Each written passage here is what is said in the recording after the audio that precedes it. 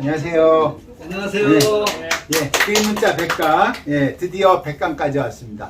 총 191강이거든요. 191강에서 이제 100강을 하면은 이제 91강이 남은 거죠. 그러니까 절반 이제 더 넘은 거예요. 그러니까 이 강좌는 유튜브 보시는 분들은 한 번에 몰아서 보는 게 아니라 내가 필요한 부스를 찾아서 궁금할 때 공부하도록 하기 위해서 제가 이걸 찍고 있는 겁니다. 그래서 이 강좌를 찍은 지 벌써 6개월이 지났고, 그러니까 올 1년간 꼬박 찍는 겁니다, 결국은. 자, 말씀원입니다. 자, 또 역시 신체기관 중에 입하고 관련된 건데, 이 글자는 너무 잘 알죠? 한자를 하시는 분은 말씀원자는 대부분 잘 하시는 것 같아요. 근데 하나, 둘, 셋, 네 개를 그어놓고 입구자가 있으니까, 중요한 거는 입구자가 있으니까 말씀이잖아요. 나오는 거잖아. 그걸 네 개로 이렇게 표현한 겁니다. 근데 가장 재밌는 건 이 네 개가 뭘까? 예? 네 개가 뭔가 의미가 있으니까 이렇게 표현했겠죠? 그거를 이제 소전체로 한번 확인해 보겠습니다. 이렇게 돼 있어요, 소전체는. 전혀 다르죠? 예. 다르게 표현되어 있는데 이거를 문자가 발달하면서 빨리 써야 되잖아요. 자, 잘 보세요. 위에 하나는 하나, 위에 하나는 하나. 맞죠? 그러니까 말씀을 할 때 두 번째 글자가 길게 씁니다. 밑에 있는 건 뭐예요? 요거를 피면은 이렇게 돼요. 두 번째 이르거는 피면은 이렇게 돼요. 그리고 뭐가 있어요? 입구가 있죠. 근데 요렇게 돼 있어야 되죠. 이렇게. 근데 발달하면서 어떻게 돼요? 이렇게 이게 저거에서 이렇게 발달을 하죠, 결국은. 그게 말씀원이에요. 그러니까 말이야. 말인데 나와야 되는 거예요. 그죠? 말인데 나와야 되는 거예요. 그러니까 이 문자의 원형을 보고 이게 어떤 거다 뭐다라고 표현을 하지는 못해요. 그냥 말이에요. 근데 사실은 이 말씀원자가 굉장히 중요한 글자입니다. 의미적으로. 자, 의미적으로 굉장히 중요하고요. 모양으로도 중요한데 혀설자 있죠? 잘 보세요. 위에 두 개를 뺍니다. 두 개를 뺄게요. 이 두 개를 빼면은 삭제한다는 뜻이에요. 그러면은 이런 글자가 되죠. 이게 혀설이에요.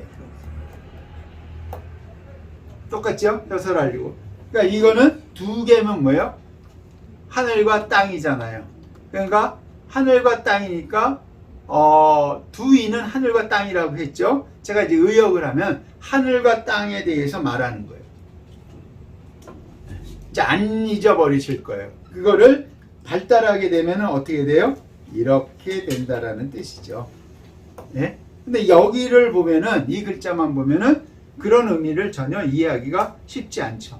그러니까 말한다 그러면 그냥 말하는 거야 라고만 했는데, 이 글자를 쓴 고대 이 만든 분들은 말한다는 게 얼마나 중요하다라는 걸, 그러니까 입구자 할 때 제가 왈가왈부 했지만 말한다는 게 얼마나 중요한 의미를 갖고 있는지를 옛날 분들이 더 구체적으로 적어놨어요. 그게 말씀원이에요. 자, 볼게요. 말씀원은 이거예요. 똑같이 직접 말하는 것이 언이에요. 그 다음에 어려운 것을 논의하는 게 뭐예요? 오예요. 오가 아니라 그거를 직언, 말언, 논난, 왈어. 그죠?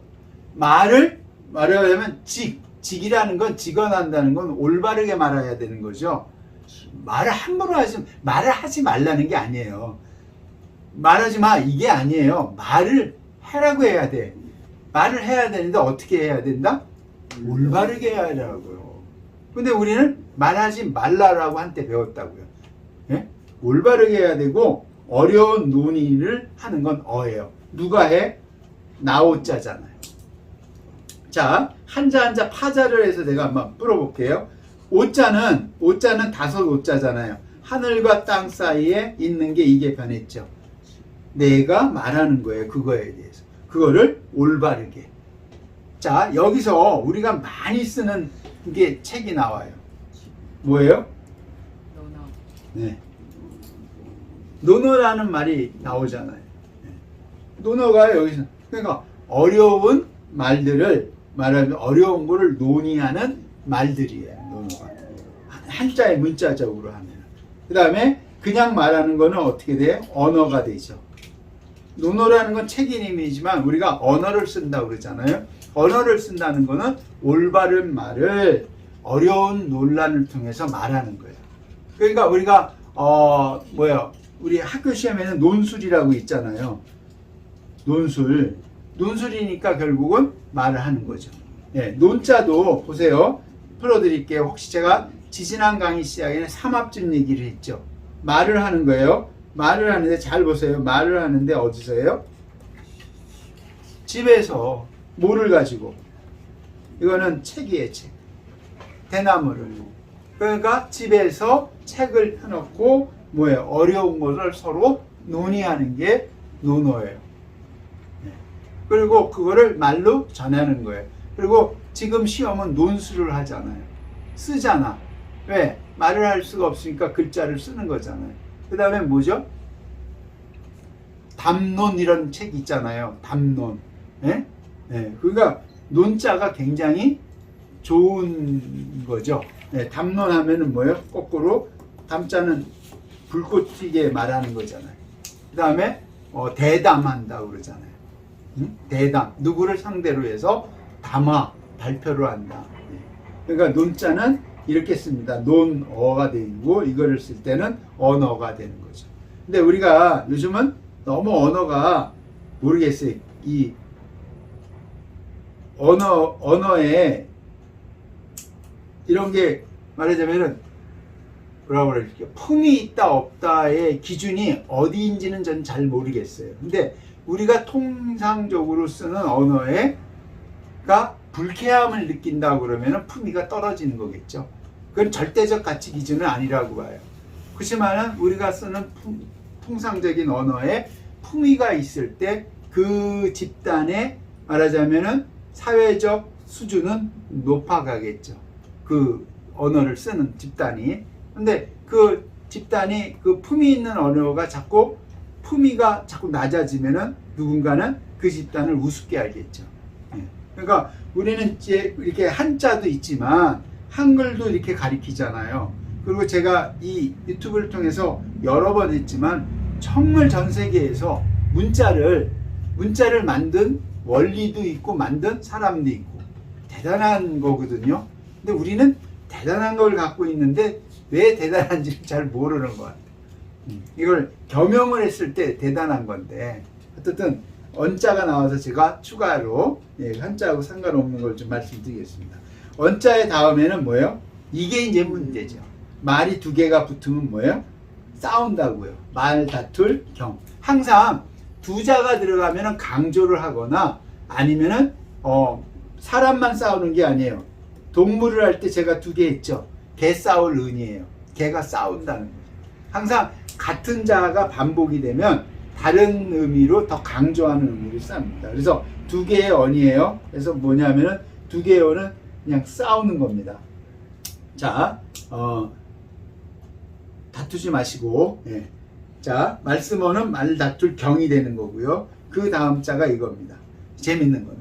자, 말씀어인데 말씀어에다가 두 개를 더해요. 뭐냐? 큰 개 견입니다. 요렇게 쓰는 겁니다. 큰 개 견.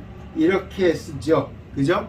그리고 여기에 말을 했는데 오른쪽에는 뭐예요? 개견이죠. 그러니까 보고 큰 개는 이렇게 쓰는 거고 개는 있어요. 말 못하도록 뭐예요? 가둬두는 거죠. 감옥에 가면 말을 합니까? 못합니까? 예. 그러니까 우리가 이제 근대사에서도 여러 번 있죠. 그 집 밖에 못 나오는 걸 뭐라 그러죠? 해갖고 외부인의 접촉을 못하게 해서 한 분들 많았잖아요. 위리안치. 네. 그러니까 조선시대는 위리안치고 근대사에서도 가택연금. 가택연금. 네. 해갖고 그거는 말을 못하게 하는 거잖아요. 왜? 말이 나가면 안 되니까. 근데 요즘은 가택연금도 필요 없는 것 같아요. 왜냐하면 SNS를 통해서 다 할 수 있으니까. 네. 그러니까 옛날에는 개가 굉장히 큰 역할을 한 것 같아요. 개가 그러니까 동물하고 지금은 반려견이에요. 반려견의 역할만 하는 게 아니라 이렇게 말 못하게 하는 것도 개견을 쓴 거 보면은 개를 뭐 지키게 기한 것 같아. 예, 그래서 소위수야. 그래서 감옥이라는 말을 쓰죠 우리가. 그리고 이 말 많이 쓰죠 우리가. 지옥 같다. 그러니까 지옥은 어디에 있는 거예요? 현재지 현재. 말 못하게 하는 게 지옥이죠. 그리고 실제 지금 나타나는 현상들이 많습니다. 우리의 의도하고 관련 없이 오래 살다 보니까 어르신들이 말을 하는 기회가 없어져요. 그러면은 그게 고립이 되니까 말을 잊어버리십니다, 어르신. 예. 그러니까 노인이 되는 게 문제가 아니라 인간관계에 접촉을 안 하다 보니까 어떻게 되면 말할 기회가 잊어버리죠. 그러면은 언어를 잊어버리시더라고요. 예. 그래서 사실은 노인만 있어야 되는 게 아니라 같이 있어야 되죠. 예. 이게 근데 우리는 너무 이렇게 분리를 잘하잖아요. 예. 그러니까 그거는 한번 생각해 볼 필요가 있는 거죠. 그러니까 언어가 새로운 언어도 받아들이고 나하고 다른 사람의 언어도 할 수 있는 그런 환경이 돼야 되는데 혼자 사시는 분들이 언어를 잊어버린다고 합니다. 실제로 잊어버리고요. 자, 여기까지 해갖고 이제 감옥에 대해서 얘기했고요. 그 다음 하나는 말에도 제일 중요한 게 뭐예요? 사람이 말에 뭐가 있어야 돼요? 믿음이 있어야 돼요. 근데 중요한 게 있어요, 선생님. 이 믿을 신에는 이렇게 풀어놨어요. 재밌는 게 성야 이렇게 풀어놨어요. 성야. 네. 성해야 돼요. 말이 완성되는 건데 이 성야는 무작위야예요.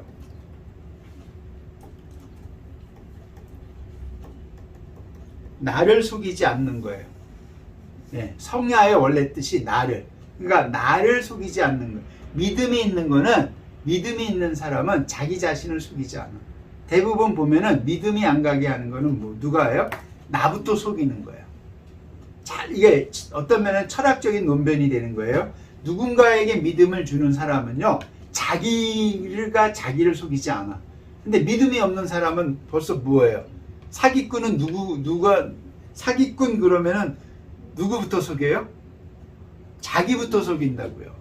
해서는 안 되는 짓을 하거나 자기 의도하고는 상관없이 올바른 의도하고는 상관없이 엉뚱한 의도를 가지고 하는 거죠. 그거는 일단 자기를 속이는 거야. 예. 그죠? 속이면은 결국은 믿음이 생깁니까? 안 생깁니까? 안 생기죠. 그래서 우리가 조선시대 때는 특히 유학에서는 인의 예지 신이라고 그러죠. 신은, 인의 예지는 사단이라고 그래서 타고나지만 신은 관계에서 생긴다라고 합니다. 그래서 오상이라고 그러지 오단이라고 하지 않거든요. 그러니까 믿음이라는 거는 우리가 살아가면서 과정에서 생기는 거다. 근데 그거는 성야다. 자기를 속이지 않는 거에서 나타난다. 이렇게 말씀드릴 수가 있습니다. 그래서 여기까지 해서 오늘은 딱 100강이 말씀원입니다. 동몽은 말씀원을 배워야 경몽이 됩니다. 그리고 오늘도 1일 유학 여기서 마치겠습니다. 감사합니다.